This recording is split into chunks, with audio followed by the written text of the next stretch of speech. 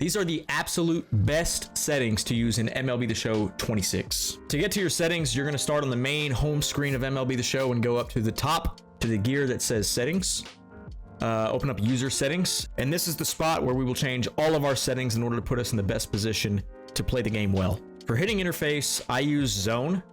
You get a little bit less RNG with zone. It's more user input based than other settings, and you're more likely to get perfects. If you struggle with timing and PCI, hop into custom practice, get used to it.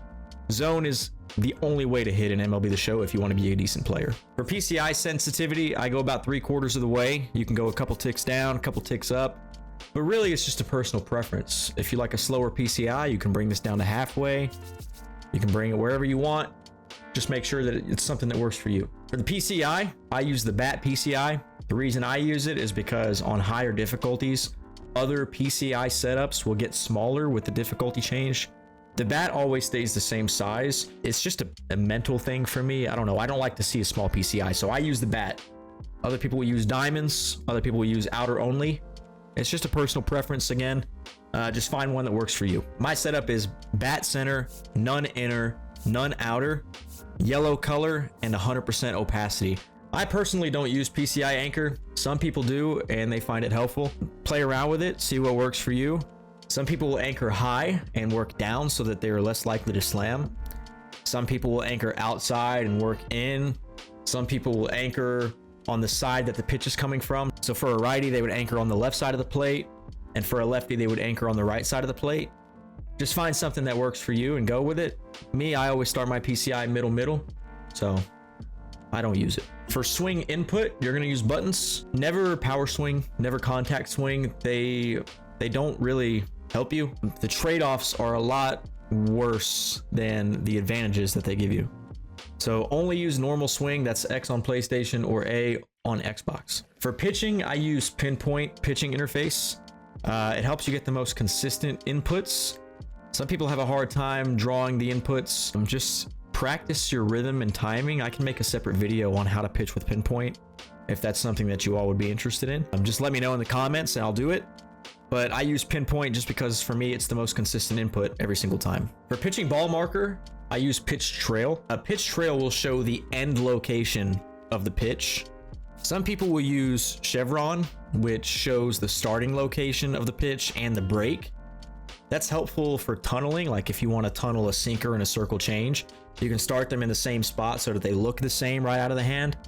But obviously the different speeds will kind of throw the batter off on their timing, and you can get swings and misses or foul balls that way. So if you like to tunnel and you're more of a finesse pitcher, use chevron. I like to use pitch trail just so that I know where my pitch is going to end up. For pitcher delivery, I have stretch only turned on. This only affects offline play. So stretch only in offline play makes the grinding part of the game go so much faster. If you're on Conquest or mini seasons, you load into a game, you don't have to worry about pitching out of the windup.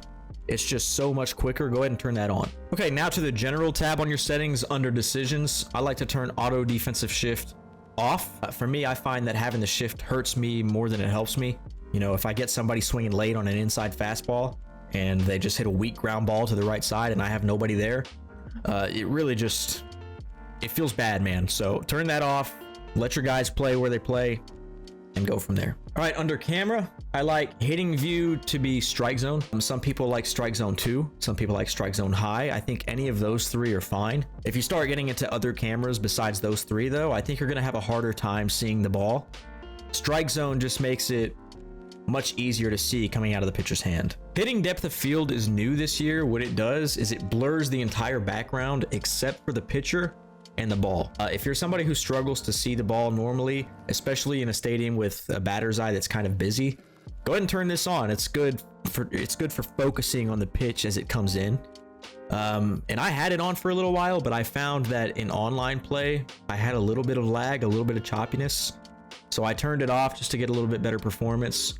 And I just have to lock in a little bit more to see the ball if the batter's eye is kind of busy. But play around with it, see if you like it. I have it off. For my pitching view, I also use strike zone. I do that just so that I can see more pitches coming in from the camera that I use to hit. It looks exactly the same. You know, it just gives me more opportunity to see what pitches look like coming to the plate from that camera view. But again, it doesn't really matter which pitching view you use. You can use broadcast or whatever pitching view you want. I just like to use strike zone just so that I can see more pitches, and it helps me be a better hitter, if that makes sense. All right, and that is it as far as the best settings in MLB The Show 26. Try these out. Let me know how they work for you. If they make you a better player, I want to know. I hope I see you on the way to World Series, and I will see you in the next video. Thank you for watching. Peace.